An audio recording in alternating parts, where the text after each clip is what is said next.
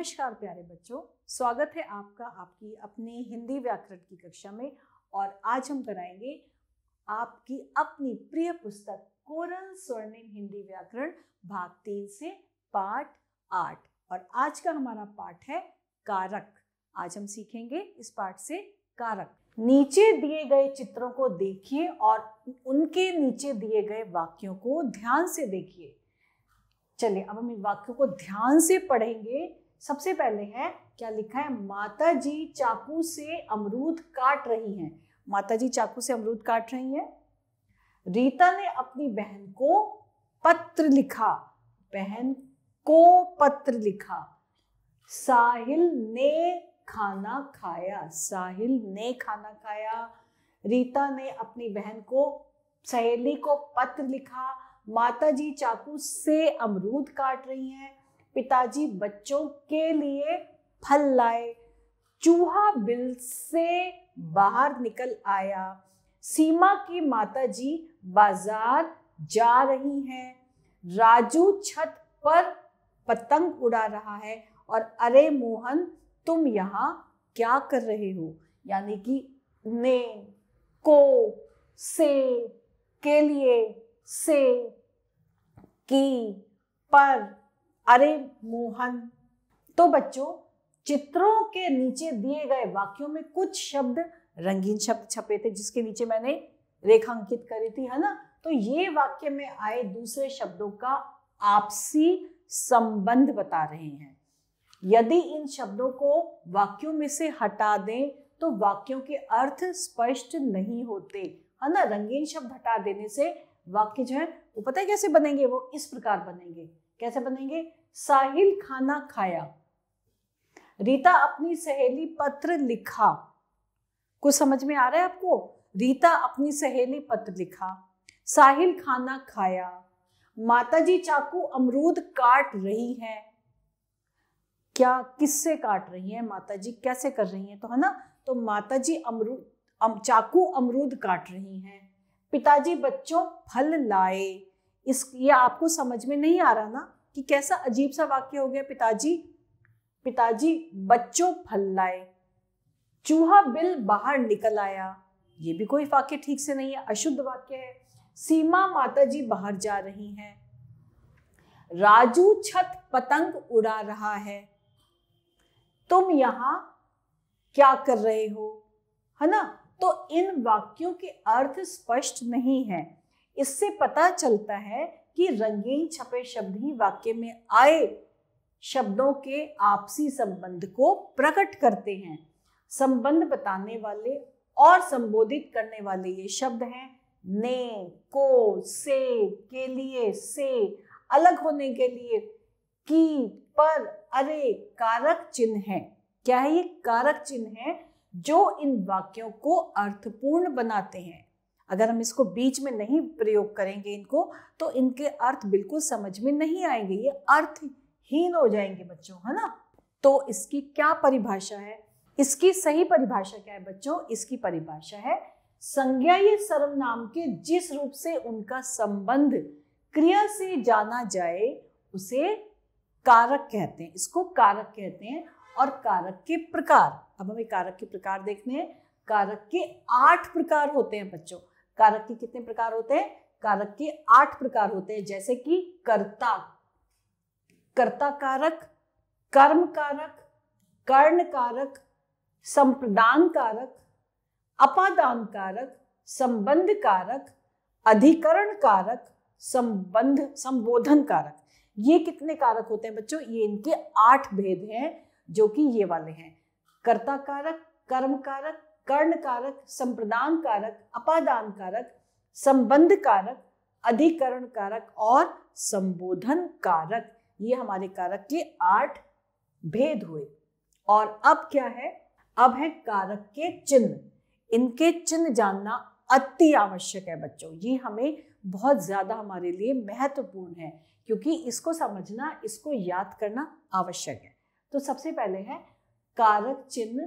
कारक को प्रकट करने के लिए जो चिन्ह का, में, पर, से, को आदि लगाए जाते हैं उन्हें विभक्ति चिन्ह या विभक्तियां कहते हैं। ठीक है। और कारक के चिन्ह जो है वो इस प्रकार है, सबसे पहले कारक, फिर कारक चिन्ह और फिर उसका एग्जाम्पल यानी कि उदाहरण, जिससे आपको ये चीज बिल्कुल स्पष्ट हो जाएगी। जैसे है कर्ता, कर्ता क्या था? कारक, और इसका कारक का चिन्ह क्या है? कर्ता ने या फिर कोई नहीं। और इसका उदाहरण है जैसे राजीव ने पुस्तक पढ़ी, श्याम पाठशाला गया, वर्षा हुई, ठीक है, या तो ने है या फिर कोई नहीं है। फिर है कर्म, को या कोई नहीं, जैसे श्याम को बुलाओ, उसने रवि को मारा है, हमने अपना गृह कार्य कर लिया है। उसके बाद है करण, करण का है से या के द्वारा।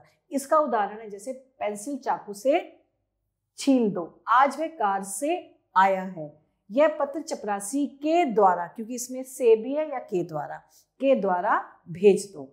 फिर है संप्रदान, को या के लिए, ठीक है, बच्चों को मिठाई दो, यह पत्र श्यामा के लिए है, पिताजी के लिए खाना लाओ। तो यहाँ पे हम क्या पढ़ रहे हैं बच्चों? यहाँ पे हम कारक पढ़ रहे हैं, कारक के चिन्ह पढ़ रहे हैं और उनके साथ उनके उदाहरण को भी हम देख रहे हैं। और अब आ रहा है हमारा कुछ और कारक, कारक के चिन्ह और उदाहरण। फिर है अपादान, अपादान के जो है वो है, उसके चिन्ह है इससे अलग होना, यानी कि पेड़ से पत्ते गिर रहे हैं, जैसे वह शहर से आया, हम कल से विद्यालय जाएंगे। और उसके बाद है संबंध, संबंध कारक, इसके भेद का, के, की, रा, रे, री, इसके भेद हैं। जैसे कि यह कोट अनिल का है, बेला की बहन गायिका है, राजू के पिताजी आज आ रहे हैं। उसके बाद है अधिकरण, अधिकरण का है में और पर, ठीक है, इसका चिन्ह है में और पर, जैसे गाय मैदान में चर रही है, बंदर छत पर है, उसकी आंख में कुछ गिर गया है। लास्ट है, आखिरी है संबोधन, जैसे हे, अरे, अरे तुम यहाँ क्या कर रहे हो, अरे जरा इधर आओ, ओ इधर आ। ठीक, तो अभी हमने क्या पढ़े थे? अभी हमने कारक, कारक के चिन्ह और उनके उदाहरण। अब क्या है? करण कारक और अपादान कारक दोनों का ही विभक्ति चिन्ह क्या है? से है।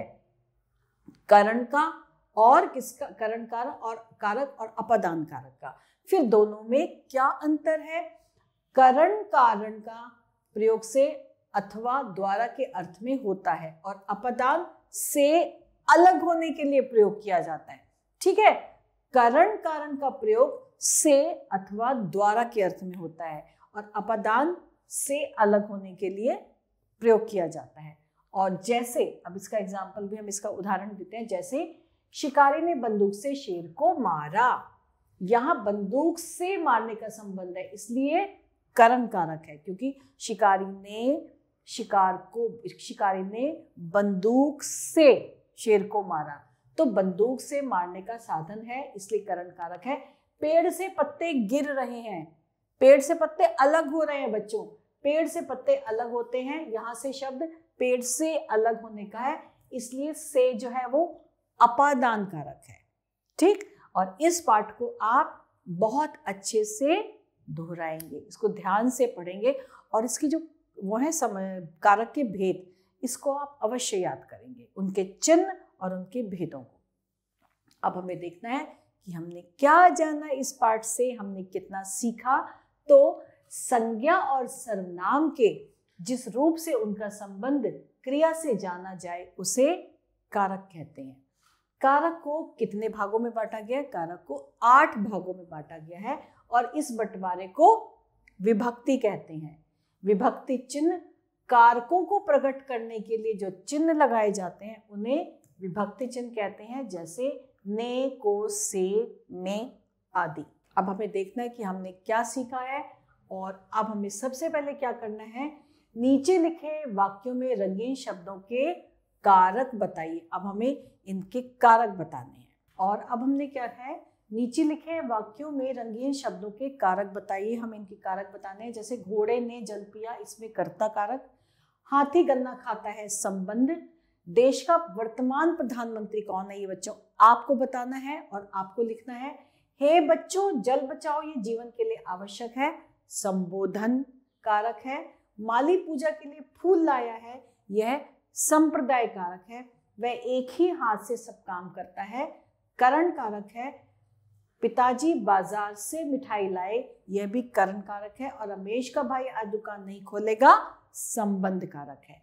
और अब हमें करना है निम्नलिखित कारक चिन्ह किन कारकों के हैं, हम इनके आगे उनके कारकों के चिन्ह लगाने हैं, जो कि मैंने लगा दिए हैं पहले से ही। सबसे पहले है से करण, को कौन सा आएगा कारक, कर्म। काके की संबंध है, और के लिए कौन सा कारक है, संप्रदाय। के द्वारा करण है, और में और पर में कौन सा कारक लगेगा, अधिकरण। ने में कौन सा कर लगेगा कारक, कर्ता, कर्ता ने। अरे ओ ए कौन सा आएगा, संबोधन कारक। तो इस तरह हमने इनके कारक चिन्ह लगाए हैं। और अब हमें क्या करना है, नीचे लिखे वाक्यों के रिक्त स्थानों में उचित कारक चिन्ह लगाइए। जैसे कि टोकरी में आम रखे हैं, यह पुस्तक विकास की है। मैंने सीमा से पूछा, ये हम क्या कर रहे हैं, ये हम इनमें कारक के चिन्ह लगा रहे हैं। बिल्ली ने, कौन सा है ये, कर्ता कारक। और ये कौन सा था, कर्ण, कर्ण कारक था, कर्ण में से करण कारक था, ठीक है। और राजन माताजी आज बीमार है, राजन की, कर्ण आ गया, ये भी कर्ण कारक हो गया। कर्ण में की का के की था ना। तो हमने इस तरह से इन वाक्यों को रिक्त स्थानों में, इन वाक्यों के रिक्त स्थानों में उचित कारक लगाए हैं। एक बार मैं फिर से दोहराती हूँ बच्चों, टोकरी में आम रखे हैं, यह पुस्तक विकास की है। मैंने सीमा से पूछा, बिल्ली ने सारा दूध पी लिया। राजन की माताजी आज बीमार हैं। और अब हम करेंगे सही विकल्प चुनिए, जो कि मैंने सही विकल्पों के आगे चिन्ह लगा दिया है। सबसे पहले है के लिए।